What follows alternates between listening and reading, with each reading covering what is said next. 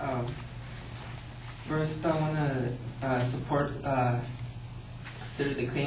support claim that my partner Andrea said, considering that we as adults, most people consider us adults because we could go to trial and do all those things. For example, here's a quote, a proposition from Linda Kwan, physician professor at CF State, said research on adult brain versus the adolescent brain. Between ages 18 to 21 show little difference between the two in terms of cognitive development. The decision-making process is pretty similar to adults.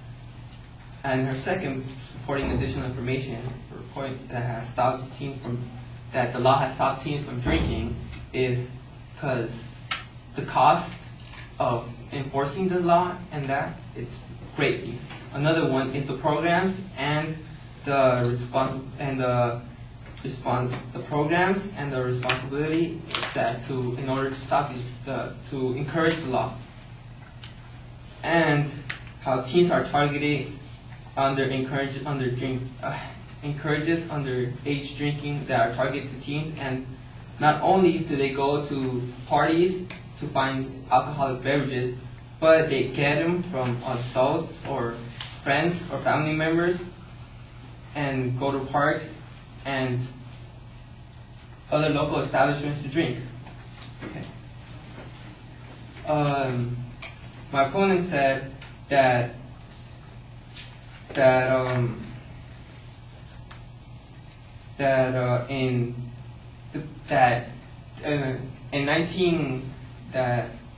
my opponent said that there's been so many lives saved or saved for the cause of establishing the law, which he has no proof to support it, because I have this quote from the Choose Your Responsibility nonprofit organization. It is impossible to assess a cause and effect relationship between the change in the law and the decline in alcohol and related traffic faculties. Because there's other factors that could prevent deaths or accidents. Like, since over the years since that thing was established, there has been new cars, new models, new safety features installed into the cars. For example, like seatbelts that have been modified to be safer, and airbags. And according to the National Institute of Alcohol Abuse and Alcoholism, he said that if we were to lower our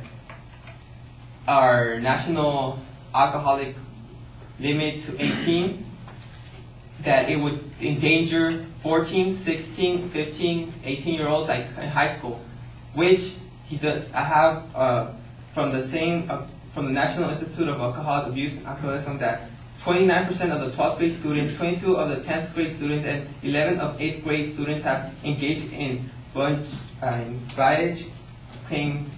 alcoholic drinking. Also, from the law firm Representative Injured People and Edgar Slatter Associates, nearly 1/3, 31% of the driver's deaths ages 16 to 20 were drinking diversity, which increased from 2009, and 1/2, 50% of the death ages 21 to 25 were drinking drivers, up to 44%, which it means that the increase from drug driving accidents from 21 and older have happened since 2009, 2010, which means that they are just so irresponsible. Like my client says that 20 and younger are irresponsible to drink responsibly.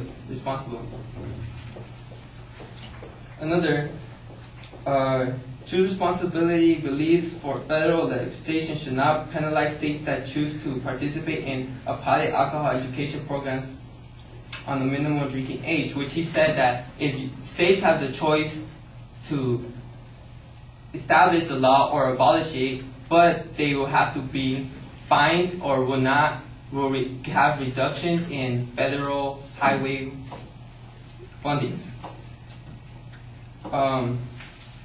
Some of the ways that the states could show or to improve on alcoholism and drinking responsibly from 20 or under are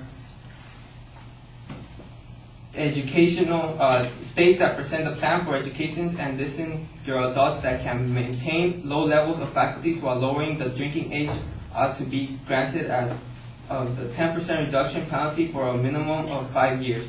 Provide statistics to compress along with analysis of the effects of the waiver from inception and may or may not request either an extension of the waiver. The proposal must include the instability and suspension of license proposed in the program. Or we could have other approaches for the law, like educational programs similar to driver's ed and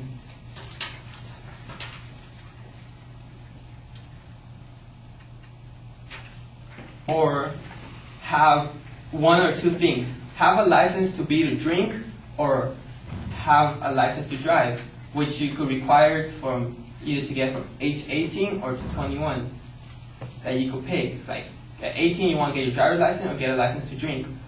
Or at 21 you want to get your license to drink or your license to drive. And